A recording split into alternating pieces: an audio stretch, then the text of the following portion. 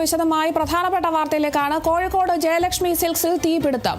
വൈദ്യുതി ഷോർട്ട് സർക്യൂട്ടാണ് തീപിടുത്തത്തിന് കാരണമെന്നാണ് സംശയം. 2023-ലും ഇവിടെ തീപിടുത്തമുണ്ടായിരുന്നു.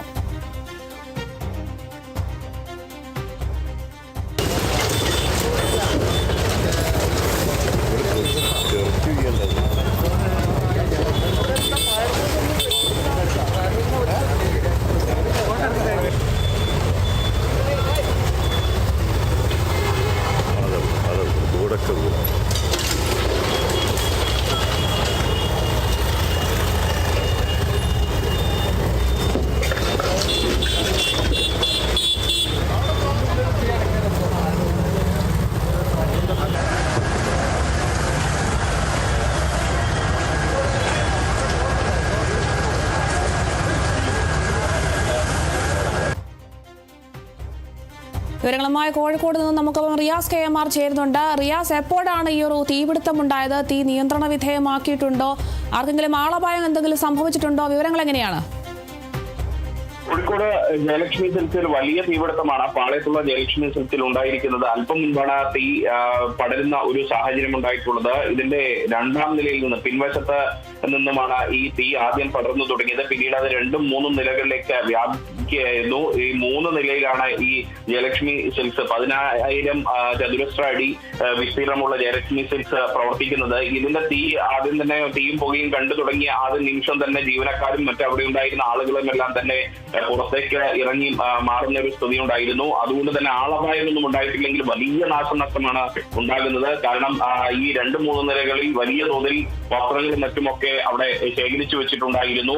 ഈ പ്രത്യേകിച്ച് റംസാൻ വിപണി ലക്ഷ്യമിട്ടുള്ള വസ്ത്രങ്ങളൊക്കെ എത്തിച്ചിട്ടുമുണ്ടായിരുന്നു. അത്തരം ഒരു സാഹചര്യത്തിലാണ് ഇവിടെ വലിയ ഒരു തീപിടുത്തം ഉണ്ടായത്. ഇപ്പോൾ 4 യൂണിറ്റ് ഫയർഫോഴ്സ് എത്തിയിരിക്കുകയാണ്. കോഴിക്കോട് ബീച്ച്, മീൻചന്ത, വെള്ളിമാടുകുന്ന് എന്നിവിടങ്ങളിൽ നിന്നെല്ലാം തന്നെ ഫയർഫോഴ്സ് എത്തി അത് തീ നിയന്ത്രണ വിധേയമാക്കാനുള്ള ഊർജിത ശ്രമമാണ് നടത്തുന്നത്.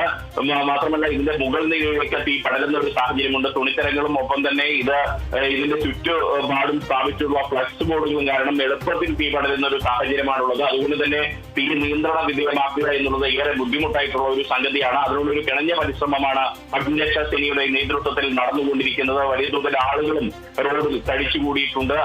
ഗതാഗതം പൂർണ്ണമായിട്ടും മറ്റൊരു ഭാഗത്തേക്ക് കൂടി നിയന്ത്രിച്ച് വിടേണ്ടുന്ന ഒരു സാഹചര്യം ആയിട്ടുണ്ട്. അതുകൊണ്ട് തന്നെ ഗതാഗതം പൂർണ്ണമായും തടസ്സപ്പെടുന്ന ഒരു സാഹചര്യം കൂടി ഉണ്ടായിട്ടുണ്ട്. വലിയൊരു ആശ്വാസം എന്ന് പറയുന്നത് ആളപായം ഉണ്ടായിട്ടില്ല. അതേസമയം തന്നെ തീപിടുത്തത്തിന്റെ കാരണം എന്ത് എന്നുള്ളത് വ്യക്തമായിട്ടില്ല. വൈദ്യുതി ഷോർട്ട് സർക്യൂട്ടാണ് എന്ന് സംശയിക്കാമെങ്കിലും അത് കൃത്യമായൊരു സ്ഥിരീകരണമൊന്നും ഇക്കാര്യത്തിൽ ഉണ്ടായിട്ടില്ല. അതുകൊണ്ട് തന്നെ തീപിടുത്തത്തിന്റെ കാരണം എന്താണ് എന്ന് അറിയാത്ത ഒരു സാഹചര്യമാണുള്ളത്. 2023 ഏപ്രിൽ 1-നും സമാനമായ രീതിയിൽ കൊയ്ലി സ്ഥാപനത്തിൽ തീപിടുത്തമുണ്ടായിരുന്നു. അന്ന് അഗ്നിരക്ഷാ സേന എത്തി മണിക്കൂറുകളോളം പരിശ്രമിച്ചാണ് തീ നിയന്ത്രണ വിധേയമാക്കിയത്. ഇപ്പോഴും അതിന് സമാനമായ ഒരു സാഹചര്യമാണ് ഉണ്ടായിരിക്കുന്നത്. റിയാസ്, ദൃശ്യങ്ങളിൽ നിന്ന് തന്നെ വ്യക്തമാണ് വലിയൊരു തീപിടുത്തമാണ് ഉണ്ടായിരിക്കുന്നത്. ഇതിപ്പോൾ ഒരു നിലയിൽ മാത്രമാണോ അതോ മറ്റു നിലകളിലേക്ക് ഈ തീ വ്യാപിക്കുന്ന എന്തെങ്കിലും സാഹചര്യം ഉണ്ടായിട്ടുണ്ടോ? എങ്ങനെയാണ് വിവരങ്ങൾ? ഈ ജയലക്ഷ്മി സിൽക്സിന്റെ പിൻഭാഗത്ത് നിന്നാണ് തീ പടർന്നത്. പിന്നീട് മറ്റ് അതായത് 2-3 നിലകളിലേക്ക് പടരുന്ന ഒരു സാഹചര്യമാണ് ഉണ്ടായത്. 2ാം നിലയുടെ പിൻഭാഗത്ത് നിന്നും പടർന്നത് 3ാം നിലയിലേക്കും അത് വ്യാപിക്കുന്ന ഒരു സാഹചര്യം ഉണ്ടായി. അതോടുകൂടി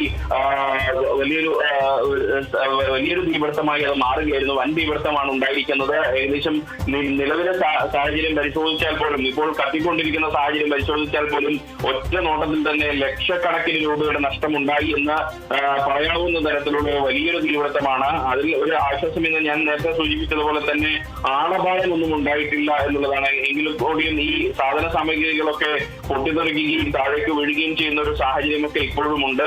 അത് വലിയൊരളവ് വരെ അത് നിയന്ത്രണ വിധേയമാക്കുന്ന ഒരു ഊർജിത ശ്രമമാണ് അഗ്നിരക്ഷാസേന നടത്തിവരുന്നത്. 4 യൂണിറ്റ് അഗ്നിരക്ഷാസേനയാണ് ഇപ്പോൾ തന്നെ ഇവിടെ ഇതുമായി ബന്ധപ്പെട്ട പ്രവർത്തനങ്ങളിൽ ഊർജിതമായി ഏർപ്പെട്ടിരിക്കുന്നത്. കോഴിക്കോട് ജയലക്ഷ്മിയിലാണ് ഇത്തരത്തിലൊരു തീപിടുത്തം ഉണ്ടായിരിക്കുന്നത്. ദൃശ്യങ്ങൾ തന്നെ വ്യക്തമാണ്. വലിയൊരു തീപിടുത്തം തന്നെയാണ് ഉണ്ടായിരിക്കുന്നത്. എന്താണ് ഈ ഒരു തീപിടുത്തത്തിന് കാരണമെന്ന് ഇപ്പോഴും വ്യക്തമായിട്ടില്ല. വിവരങ്ങൾ നൽകിയത് റിയാസ് KMR ആണ്.